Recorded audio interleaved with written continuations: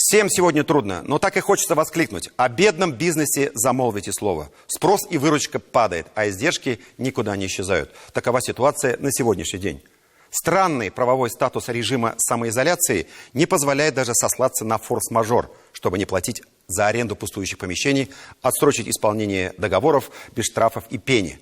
Все мои друзья-бизнесмены просто в шоке и пока абсолютно не понимают, что делать.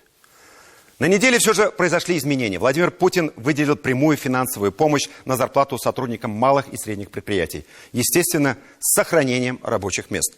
Но мы не успели обрадоваться, так как эта мера касается только малых и средних предприятий, которые работают в отраслях, вошедших в список правительства России как наиболее пострадавшие от коронавируса.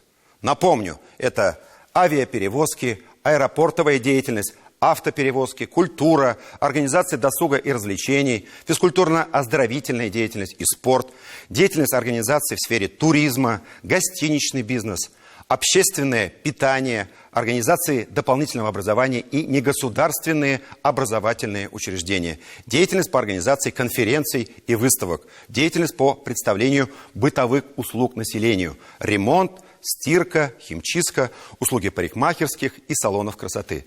Также в своем последнем выступлении президент России предложил добавить в этот список компаний малого и среднего предпринимательства, торгующие непродовольственными товарами. И пока все. Скажу, как председатель Союза журналистов республики.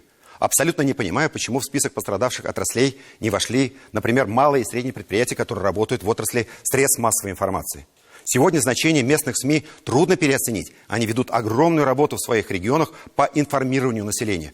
А источник доходов реклама упала практически до нуля. И затраты никто не отменял.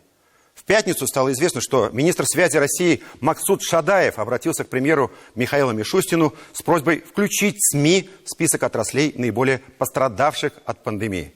Будем ждать результатов. Все выпуски программы «7 дней» смотрите на YouTube-канале ТНВ.